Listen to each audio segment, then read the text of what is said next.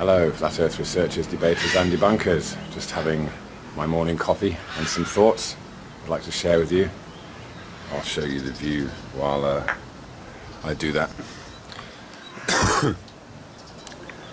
One of my boys was asking me the other day, why do we need mummies and daddies?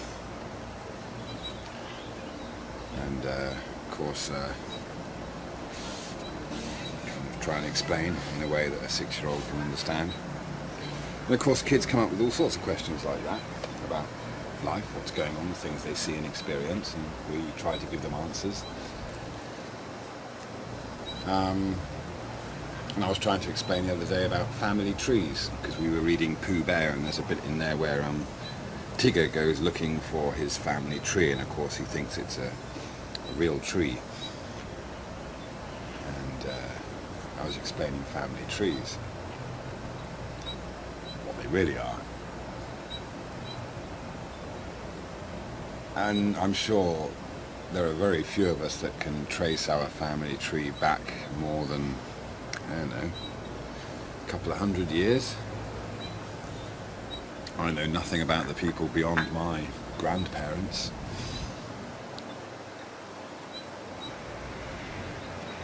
It's about all we can manage to understand and know about who we are, where we are.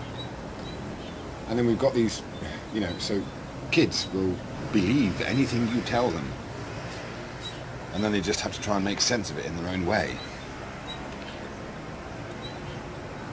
And that's what's happened with these dicks in wigs, however long ago it was, deciding that we're living on a spinning ball Earth. I mean, it's just ridiculous. All these stupid arguments coming up and scenarios that people come up with, and things about weight and mass and all that stuff. It's trying to defend the impossible, the idea that we are stuck to a bloody ball falling through empty space. If we weren't told that until we were a little bit older, then we would just laugh in those people's faces. But we are told it repeatedly over and over and over again every single day. In school, on TV, by these people that we are supposed to consider as authority figures. They don't know any more than any of us. Yeah, this is the whole point of everything that flat earthers are trying to do, to get people to wake up and just realize and come to terms with the fact that we do not know where we are. We do not know who we are. We don't know how we got here. And there is no one, no matter how many qualifications they have or how good they are at mathematics, that can tell us the how and the why we are here. That is up to each of us as an individual journey. Yeah? And it's only by asking these questions of ourselves that we start to get some kind of answers.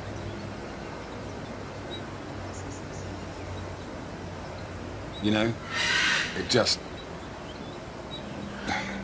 angers me a lot. Let the birds climb down.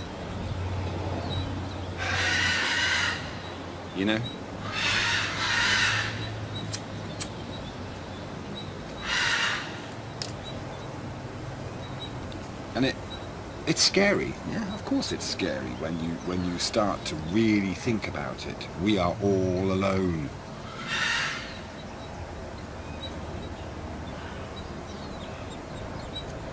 With no clue about where we are.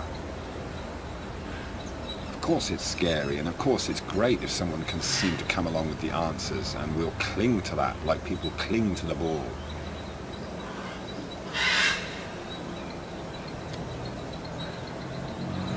But coming to terms with that, and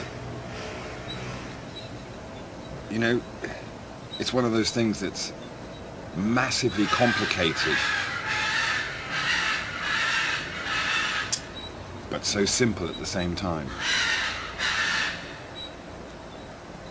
Yeah? There are things we just cannot answer, and we are not supposed to be able to answer. So it brings us back to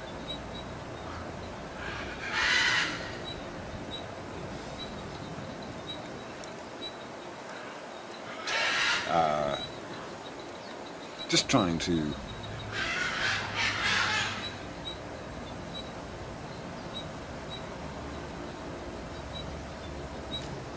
can't think of the words I want to use.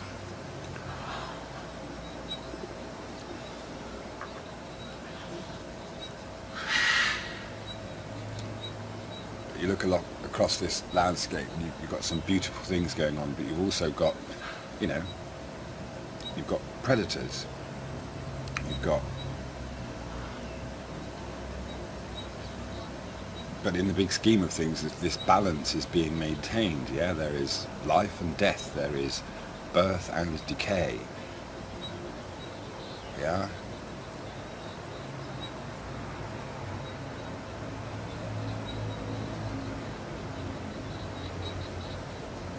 There's a big balance that has to be there. So of course we do come to this question of life and death. Yeah? And it's a natural instinct of any living creature not to want to die, to survive, to fight or flight. Yeah?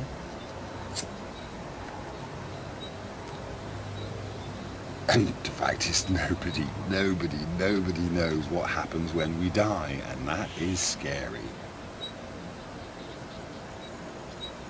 But those in charge have been able to manipulate our minds to have us hoping and wishing. You know, this you know, if you're a parent, then what you do is for your kids. Of course, we do selfish things too. But we, you know, the purpose, the point in life becomes to try and build a future for your kids for when we're dead and gone.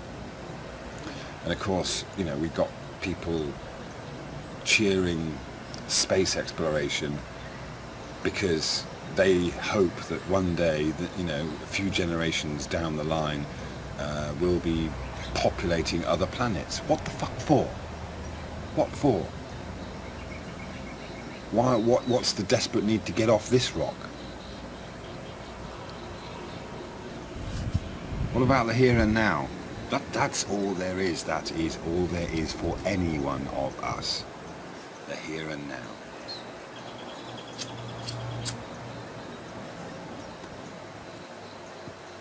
And all I'm trying to do with these videos about gravity and this and that is just to say, look, it's all a matter of interpretation, and we have been given just one interpretation by people who have a fixation on flipping geometry.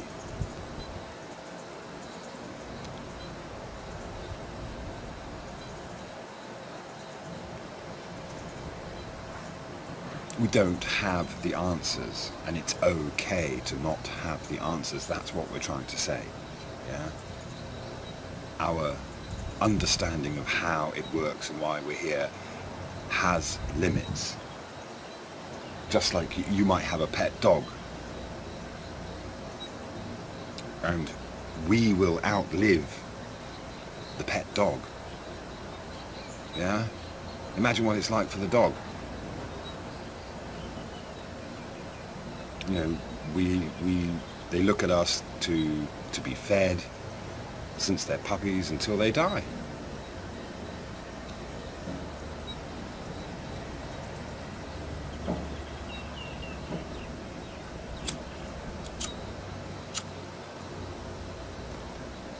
So why is it, and then, okay, water. Look at water.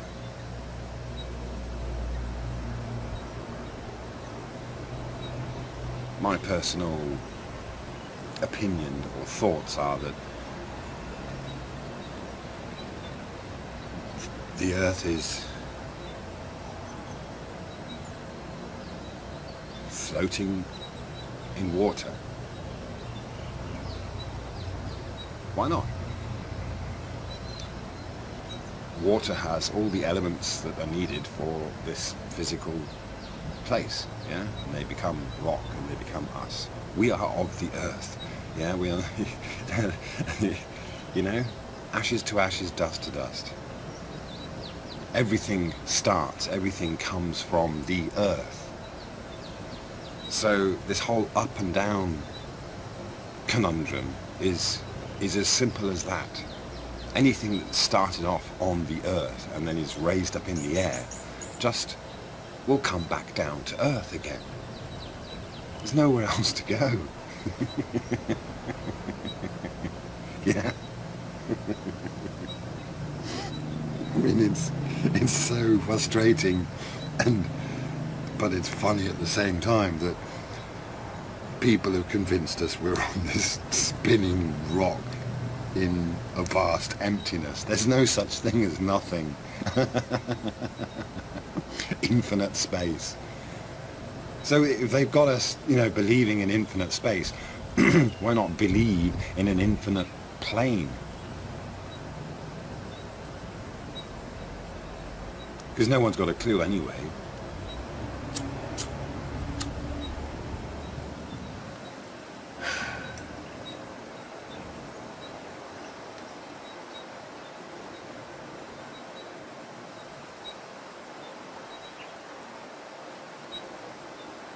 Yeah. Anyway, just wanted to share those thoughts and express a bit of my frustration at dealing with people who just cannot or will not let go of the ball, and then bring arguments that are totally irrelevant and that are still just stuck on the ball. It's all down to interpretation. All you've got to do is look around. Just look around. Look at nature. We are not moving. We are not spinning through empty space. If we hadn't been told that since we were kids, it wouldn't even cross our minds, and we would be more focused on the more important things in life.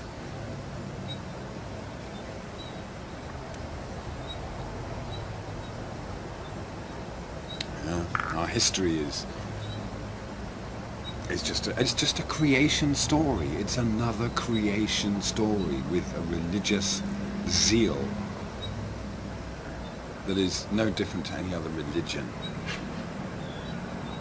that is a desperate attempt to try and cling on to some kind of scenario or answers to those most fundamental questions. Who's your daddy?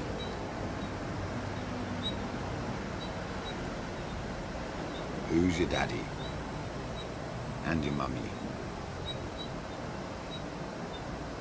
We don't know, and it scares us terribly to realize that. But after that, once you go through that, you realize that the power is within each of us individuals as a collective to create, to do amazing things,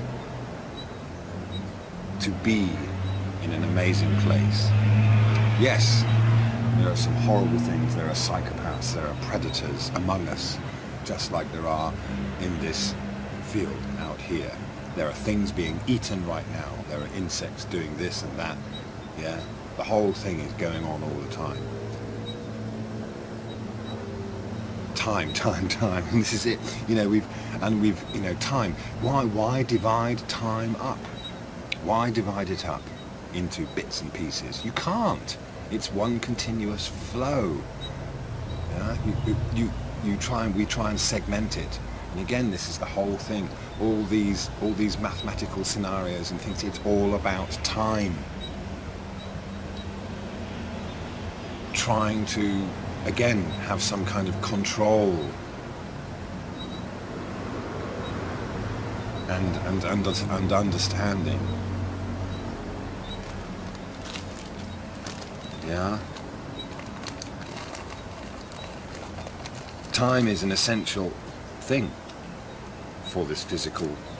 I mean, that's the dimension, if you want. We are in a physical dimension, and that requires time. Anything else, you know, this.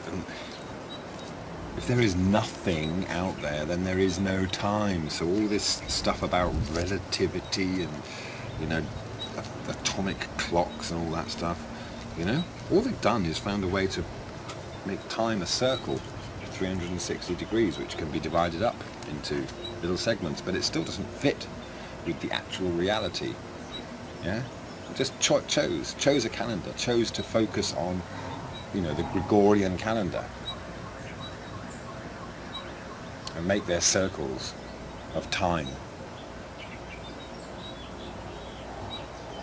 and try and convince us that this is our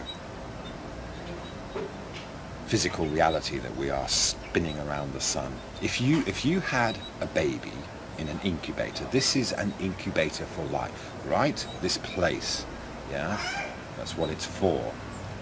So if you had a baby in an incubator, would you swing that baby around in its incubator, or would you put it in a stable place and have the light source move about? What would you do? What do we do with incubators? We try to make the environment for growth as stable as possible. We don't swing it about in circles. And yeah, this fixation with circles too. People go on about retrograde motion and all that kind of thing with the planets. Why? Why do we insist that everything circles? What are the stars and the planets doing? We don't know. What are they? We don't know. We've been sold this idea that there's other pieces of rock out there. Now they're watering the football field over there. It's going to get noisy. Anyway.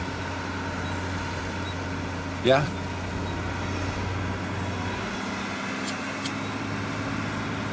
Globeheads, get over it. That's what flat earthers have done, and that's what they're trying to tell you. Is that we're in a situation where there are limits to our understanding. And that goes for everyone. So no one can actually be dictating to us who we are, where we are, or where we came from. We simply don't know. That's where we need to start. Thank you very much.